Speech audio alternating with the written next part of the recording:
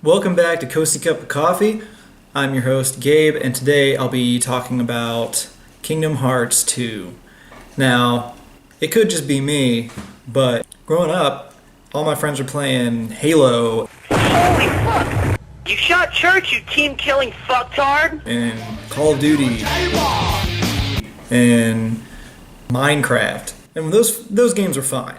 But I was always about RPGs, anything that I could immerse myself in, whether it was Zelda, Final Fantasy, or Kingdom Hearts. So to start off, I'm going to talk about a couple of things that I really liked about this game.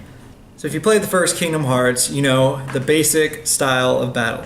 You pretty much just mash X over and over again, swinging your Keyblade around, hopefully getting a combo before the enemy attacks you and interrupts your flow. There were some limit breaks, but for the most part, it was a pretty basic system. Kingdom Hearts 2 added drive forms, where as you battle enemies, your drive gauge fills up. Once full, you can transform Sora into a heartless, slaughtering machine. Now with drive forms, you have 5 unique forms that you unlock as you progress through the game, or 6 if you're talking about Final Mix. Look at me flying around annihilating all these nobodies. Not only did drive forms add so much fun in destroying waves of weaker enemies, it also gives you a trump card for tougher boss fights. There's a lot of tough boss fights in Kingdom Hearts 2. God, come on. Drive forms can give you the edge over a boss that is just too hard. That's what's great. Your drive form is by no means a surefire win strategy. It's a great tool, but if you're planning on maxing out your drive gauge before a boss fight, activating immediately, and then just button mashing the boss to death, prepare to get your big shoe wearing booty rocked. Most of the bosses in this game are designed in a way that makes it impossible to trap them in a corner and finish them.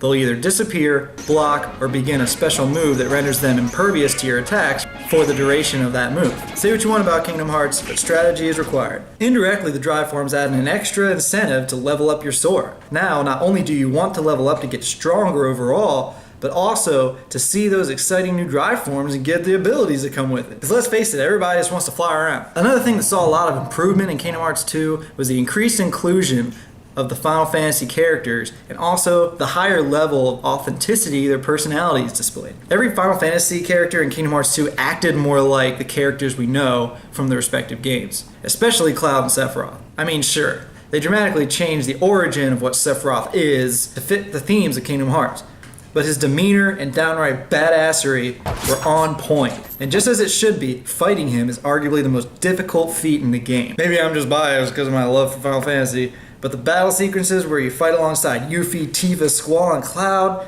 how cool is that? Before I get into what bothered me about Kingdom Hearts 2, I want to mention the best part about this game. The story. Now, I don't have enough time in this video to explain the huge and convoluted plot of Kingdom Hearts, but where Kingdom Hearts 1 basically tells you you're the chosen one and you need to stop the Heartless from devouring people's hearts, and there's a real black and white sense of who the good guys are versus who the bad guys are. Kingdom Hearts 2 makes the entire story gray. While you still battle obvious villains, the primary antagonists, Organization 13, have a somewhat understandable goal. They just want to have a heart again. And when you think about it, since they can't actually feel emotion, it's perfectly understandable that the organization doesn't feel bad about its methods. You almost feel bad for them. You empathize with them. Especially Axel, who clearly at least seems to still care about Roxas, and is hurt about Roxas leaving the organization. He cares more about his relationship with Roxas than he does about the overall goal of the organization. Also, spoiler alert, Kingdom Hearts 2 offers a great twist in the middle of the game, where you find out that the main villain of the first one, Ansem, wasn't actually Ansem, but the heartless of Ansem's pupil, Xehanort, whose nobody is the head of Organization 13. Ansem is actually a good guy, voiced by Count Dooku. Also, Riku is alive, but has been using the body of Xehanort's Heartless to navigate the darkness. Roxas is Sora's nobody because Sora became a Heartless for 10 minutes in the first game, and Roxas looks like Ventus from Birth by Sleep because reasons. Every Heartless you've killed has delivered a heart directly to the organization, helping them in their overall evil scheme. Kairi can wield a Keyblade made of flowers. It's too much. I don't have enough time in this video to talk about the labyrinth of storytelling that is the Kingdom Hearts universe. Just freaking play it. Kingdom Hearts 2 is just phenomenal. I love it, but it's certainly not without its faults. So let's get into some of those. First off, let's talk about some of the things that have a lot of problems, but aren't overall bad. Starting with the first Nobody boss battle, you're introduced to reaction commands. A command that pops up at opportune times, and you hit triangle to actuate the command. While this idea isn't inherently bad, it cheapens the experience of the game too often by making boss battles too easy. For instance, Hydra. At Olympus Coliseum, the entire fight is basically nothing but reaction commands, and it's nearly impossible to lose because of it. Jafar. Just immediately wail on him and you're soon able to spin him up by his genie tail and wail on him while he's knocked out. And let's not forget the 1,000 Heartless challenge. There's a huge build up to this scene where you see all your allies in Hollow Bastion fighting all these Heartless and nobodies. You fight alongside Final Fantasy heroes fueled by the anger of losing your fallen comrade, or at least you think so. Apparently he's fine. After which you encounter the primary antagonist revealed for the first time. He makes a break for it, but then a sea of 1,000 Heartless stand in your way.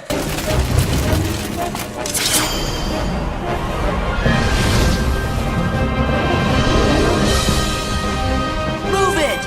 The god not Xehanort to your way! Right!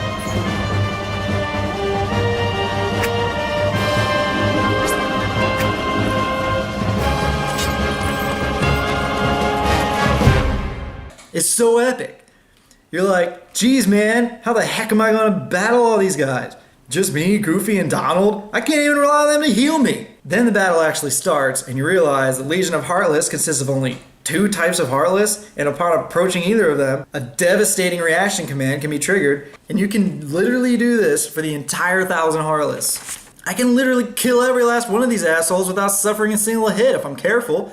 And even if I'm reckless, it's still hard to be killed in this fight.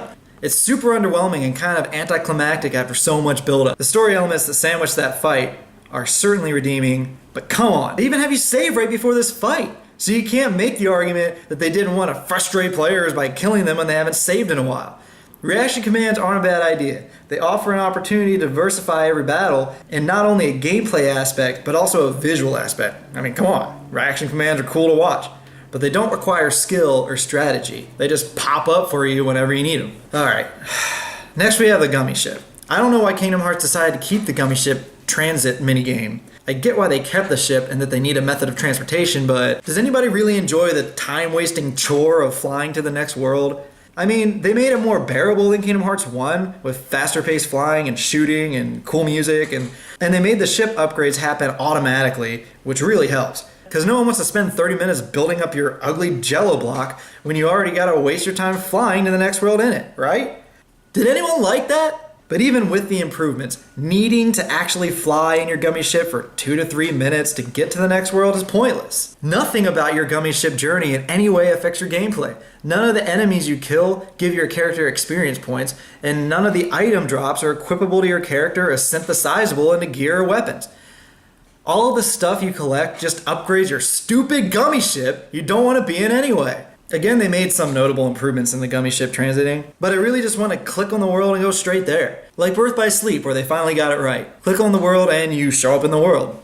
No stupid Gummy Ship journey shooting up a bunch of pointless enemies. Overall, the need to actually fly to each world ends up just feeling like a big fat hassle. Let's talk about Rescue Mouse. During certain boss fights, if you die, Mickey Mouse comes out of nowhere to save your butt. Your Sora hovers in midair unconscious while you control the cloaked mouse, using him to charge a revive spell that will bring you back to full health. That's what you're supposed to do. But if you're smart, you'll just attack your foe with Mickey because he's a badass and get your foe to 1 HP, then revive Sora and finish him off. Even if the boss kills you while controlling Mickey, you'll still get revived as Sora, just with a little less health. So it doesn't even matter if you charge the revive spell. This whole mechanic is very exploitable, and even though you can't control when Mickey shows up, his appearance almost guarantees a win, after clearly having lost on your own skill. Let's talk about boss-enabled abilities. Another mechanic I really didn't like was how not all your abilities are unlockable simply by leveling up. Almost half of your abilities are unlocked only when you complete story tasks or beat certain bosses. So basically, you're getting these abilities when the game is ready for you to have them. None of these event-earned abilities are necessary to have before they're given to you, but it would have been nice to get the guard break ability a little earlier to deal with all these fat bandits running around. And just as a side note, these are the guys that should have had the reversal reaction command. Now there would have been a useful reaction command. Like, why did they apply that to the Dusts anyway? Their battle style doesn't call for that at all. But look at this fat bandit, and I keep just hitting him in the freaking stomach, and I can't. Ugh. The next one is kind of like beating a dead horse, because this is the primary complaint about Kingdom Hearts 2, but I gotta mention it. The Roxas tutorial. Square Enix, I'm here to play Kingdom Hearts. I'm here to wield the Keyblade, to kill some Heartless, and to vanquish evil. Also, maybe I want to see how long it takes Square to run out of different ideas for anime villain hair. Let me tell you what I'm not here for. I'm not here to watch a billion cutscenes of the game I just played. I'm not here to rescue a cat from a roof. Where have I seen that before? I'm not here to whack my best friend with a blue Nerf bat and steal his balls. I'm not here to eat disgusting ass sea salt ice cream. Is that really an ice cream flavor? Seriously, this tutorial takes like 2 hours. And I'd like to say that the game can only go up from that point, but there is one part in the game that makes me actually miss playing Mailman on a skateboard. Atlantica. Remember the first Kingdom Hearts? Remember how it taught you how to fight and swim at the same time? Remember how you had to fight Ursula and figure out her weird cauldron puzzle, and then you had to fight huge Ursula and get rocked 3 or 4 times until you had to leave, go level grind for a while, just so you could stand a chance? That fight was so freaking hard, right? Remember doing all this and thinking to yourself, man, I really hope they replace all this with quick time events and a sing-along song, because I sure don't. Like, isn't the ESRB rating everyone 10 and up? I actually did a little research, and who knows how true it is. But a lot of polls and things I saw on the internet seem to suggest that the average Kingdom Hearts player was at least 13 years old. But let's just say, for argument's sake, that every single person playing Kingdom Hearts 2 is 10 years old. Show me the 10-year-old that thinks this is cool. It would be one thing if there was just a minigame inside Atlantica that subjected you to this garbage, but no. The entire frickin' world hinges on musical numbers with ridiculous lyrics while hitting X or triangle to make you feel like you're actually accomplishing something. I should mention that it is 100% optional to play this world. You can play through the whole game without ever stepping foot onto it. Although, technically, you never step foot on it because fins. But if you want to get the best weapon in the game, the ultimate weapon, you gotta watch and even worse, listen to every second of this unskippable barfest that, by the way, selectively ignores the fact that you came to Atlantica in the last game. Once again, Ursula is back with no reference to you having defeated her before, and she tricks Ariel into giving her the trident again. According to Kingdom Hearts 2, this never happened in the first game. So why the fuck did Ariel and friends remember you? All of this so you can get one of 7 Orichalcum pluses and jump through a bunch of other hoops to get the best weapon, which in my personal opinion isn't even the best. I prefer the Fenrir that you get after beating Sephiroth.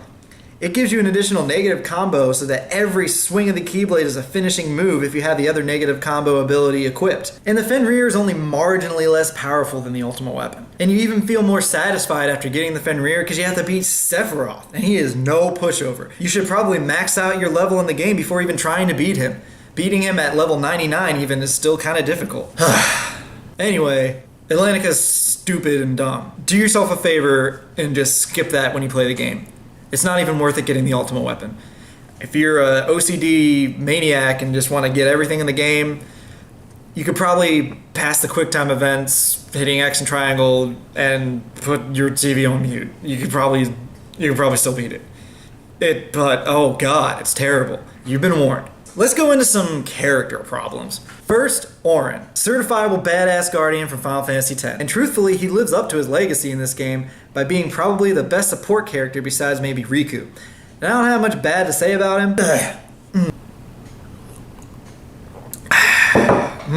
I just have 2 problems. First, why does Hades even introduce Auron as a bad guy? We're talking about the same Auron, right? Who cheated death for years so that he could care for his best friend's son, and to make sure he stayed on track so that he could help save the world from sin. That Auron? How did that Auron end up in Hades' underworld as the mother of all bad guys? And then there's his first line. I know, his signature wordplay in Final Fantasy X was the use of the word story to mean someone's life or their fate or whatever, and I'm sure they threw that line in there, so just in case you couldn't tell from the red trench coat, gray spiky hair, face scar, and voice, this was just Square Enix making sure you got the message. And that message is, hey guys, look! It's Auron. Look, guys. And by the way, where are his glasses? You know how Hades locked Sora's drive form? Did he do that to Auron's glasses? Like, just to screw with him? Like, he took the time to create a glasses locking curse just to be a dick? Let's move on to Pete. This is a Disney game, and the fact that they included Pete is not surprising, and his character is actually more bearable than some other Disney character choices they made. But I have a couple questions. Like, why doesn't he make a better effort to blend in? He wears this flashy blue stupid armor in every world that clashes horribly with some of the environments and some of the more realistic effects of other worlds. Just look at him have a conversation with Barbossa. I feel like I'm watching Space Jam. Now, to be fair, Maleficent and the organization made no effort to blend in either, but if bad guys just don't care about conforming to the different worlds, then what the fuck is this? Look how dumb he looks. It looks like he's a dog lion. Second question. Are Pete and Maleficent hooking up? Is there some weird unspoken relationship there? The weird black and white windows from the past from Timeless River or whatever sure made it seem that way. And let me be the first to say, that makes me uncomfortable. I mean, he's a dog for Pete's sake. This next one's just a minor one, but why does Jack Sparrow sound so whispery? I know it's not Johnny Depp, but come on. It sounds like Jack is the reason the rum is gone. Nah, whatever, I gotta fight alongside the worst pirate I ever heard of. And that's one of the charms you get exclusively with Kingdom Hearts. Kicking bad guy butt with your childhood heroes. I know I just got done dogging hard on this game, but this is like one of my favorite games. But hey, every game has its faults, and it's fun to analyze them. Everyone has games they love despite their faults. I still get goosebumps when I hear the One-Winged Angels start to play, and I'm only level 70, and I know I got a mash triangle as soon as the battle starts. But if you haven't played this game, go play it. You should probably play the PS3 version because it's HD and just looks better and has extra stuff in it. But especially if you played the first Kingdom Hearts and liked it, play the second one. It's at least twice as good. The only Kingdom Hearts game in the series that I think kind of competes with it is Birth by Sleep. That's a great game too. And maybe I'll make a video about that one at some point, but I don't even know if I have enough things in it that I don't like to make a negative portion. So maybe I'll just talk about how much I like it. But hey, thanks for watching Coasty Cup of Coffee, where I'm your host Gabe, and here's my coffee. Be sure to like, comment, and subscribe to my channel if you like this video, if you thought it was funny, or if you thought it was stupid and you want to subscribe to it so you know what to avoid. I don't freaking know. Just subscribe if you want to. If you don't want to, you don't have to. This video shout out's going to go to WatchMojo.com. I watch their videos a lot. They have a lot of top 10 videos. They have other stuff too. It's really interesting. So if you want to go check out WatchMojo.com, I'll put their logo up or something up there. I don't know. Subscribe to them. Now I gotta stop using my boss's desk. See you later.